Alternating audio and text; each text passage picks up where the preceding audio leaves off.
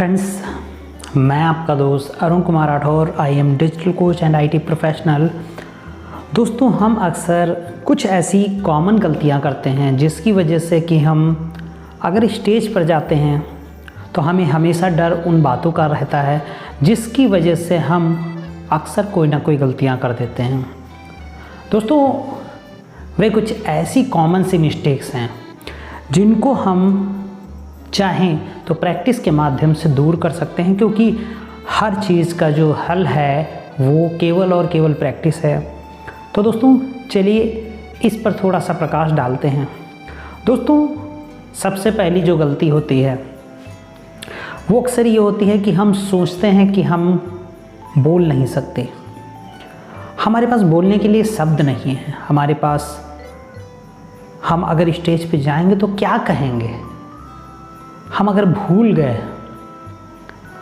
दोस्तों, ये मिस्टेक्स ऐसी हैं कि अपनी सोच को आप इतना छोटा कर लेते हैं, इतना दबा हुआ, इतना सीमित कर लेते हैं कि ज़्यादा आप सोच ही नहीं पाते और उस वजह से आप स्टेज पर जाते ही ब्लैंक हो जाते और बोल नहीं पाते।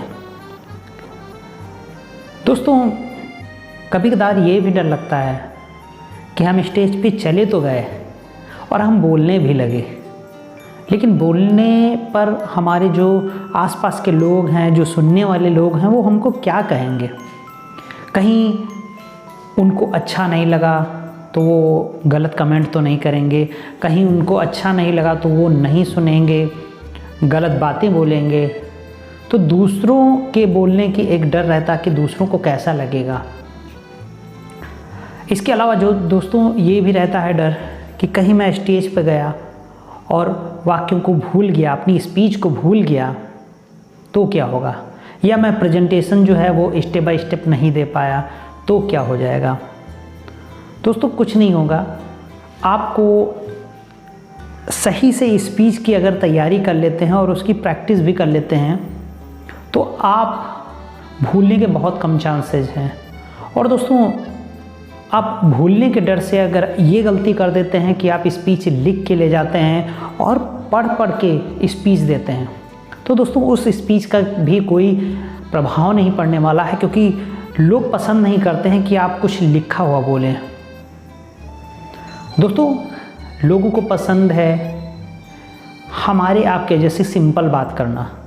लोगों को बात केवल एक फ्रेंड के जैसा अगर आप फील करवा लेते हैं तो बातें आपको, वो आपके साथ बातें करेंगे, आपके साथ वो जुड़ेंगे।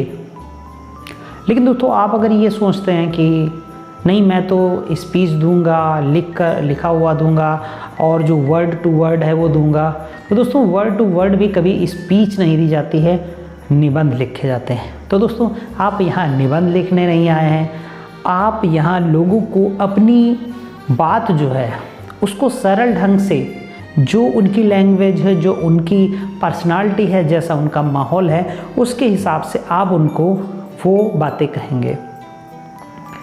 इसके अलावा दोस्तों, अक्सर स्पीच भी अच्छी है, तैयारी भी है, स्टेज पे भी हमें डर नहीं लग रहा, सारी चीज़ें हैं, लेकिन स्पीच कहीं प्रभावशाली नहीं रह जा रही है, उसमें कुछ और भी कमियां हो सकती हैं। क्योंकि ये तो बातें थी स्टेज पर जाने तक की, लेकिन दोस्तों स्टेज पर जाने के बाद जो गलतियां हम करते हैं, क्योंकि वो सारी चीज़ें तो हम प्रिपेयर हैं, हम बोल भी रहे हैं, हम भूल भी नहीं रहे हैं और हम बिना पढ़े बोल रहे हैं, ये सारी चीज़ें हम कर रहे हैं, लेकिन इसके बाद भी हमारी स्पीच का प्रभाव नहीं पड़ रहा है, इसके बाद भी लोग हमारी बातों का महत्व नहीं दे रहे हैं। दोस्तों, इसके लिए आपको बहुत ज़्यादा ज़रूरत पड़ती है कि आपकी जो स्पीच लिखी है उसमें कहाँ पे आपने पॉज किया है, कहाँ पे आपने अल्प विराम दिया है, कहाँ पर आपने बात को अपनी पूरी ख़त्म किया है।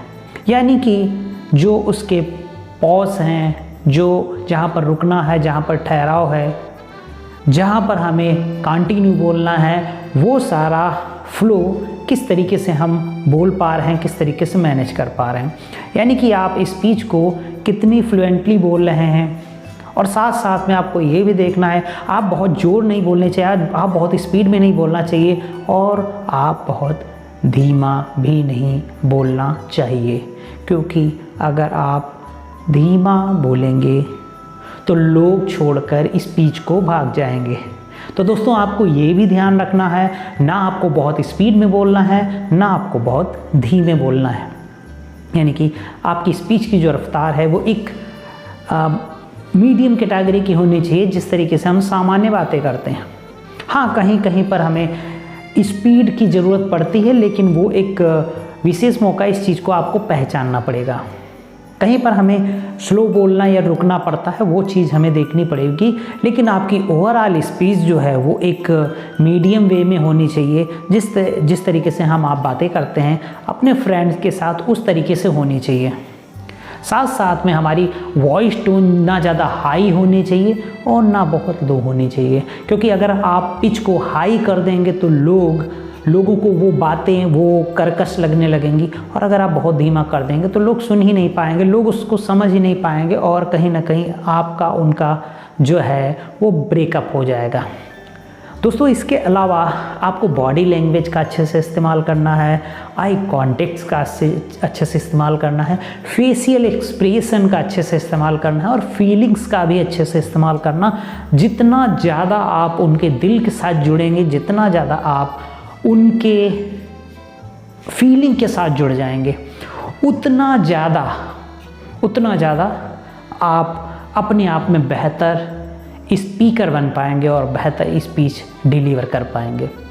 तो दोस्तों इस तरीके से कई ऐसे पॉइंट होते हैं जो आप जब प्रैक्टिस करते हैं तो उसके दौरान आपके सुधर जाते हैं, क्योंकि बार बार आप जब प्रैक्टिस करते हैं, डेली टू डेली प्रैक्टिस करते हैं जिस भी चीज़ की, उसमें आपके सुधार आने लगता है। और साथ साथ में दोस्तों आप जानते हैं कि सबसे लास्ट में और सबसे शुरुआत में अगर कोई चीज़ सबसे ज़्यादा महत्वपूर्ण है तो वो है दोस्तों प्रैक्टिस, प्रैक्टिस और प्रैक्टिस।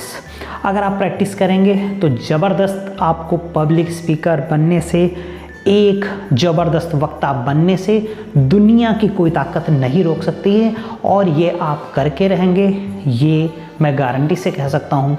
तो दोस्तों आशा करता हूँ कि मेरी जो बातें हैं, जो हमें गलती नहीं करनी है स्टेज पर जाने से पहले, जो हमें स्टेज का फियर होता है उसको कैसे हम ओवरकम करेंगे, जो स्टेज पर जाने के लिए हमारे अंदर जो डर है कि लोग क्या कहेंगे, हम स्पीच भूल जाएंगे, हमें लोगों को प्रभावित कर पाएंगे कि नहीं कर पाएंगे, अपने आप को छोटा मानते हैं, ये सारी चीज़ें आपको छोड़नी हैं। और उसके साथ साथ अगर आप स्टेज पे जा रहे हैं, जाने के बाद में आपको अपनी बॉडी लैंग्वेज का, अपनी वॉइस टोन का, अपनी पिच का, अपनी जो आप किस फ्लो में बोल रहे हैं वो सारी चीज़ों का, आई कांटेक्ट का, कि आपको एक जगह नज़र नहीं गड़ानी, आपको चारों तरफ बारी बारी से देखना है।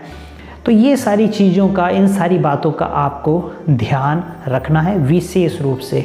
लेकिन दोस्तों जब आप प्रैक्टिस इसकी रोज़ करते हैं तो ये सारी चीज़ें आपके अंदर अपने आप उतर आती हैं। तो दोस्तों सबसे अहम जो पार्ट है वो है आपका प्रैक्टिस, और आप प्रैक्टिस करते रहेंगे और सफलता आपके कदम चूमेगी दोस्तों। तो दोस्तों मैं आपका दोस्त Arun Kumar Rathore, digital coach and IT professional, आपसे फिर जल्दी मुलाकात होगी। तब तक के लिए दोस्तों गुड बाय।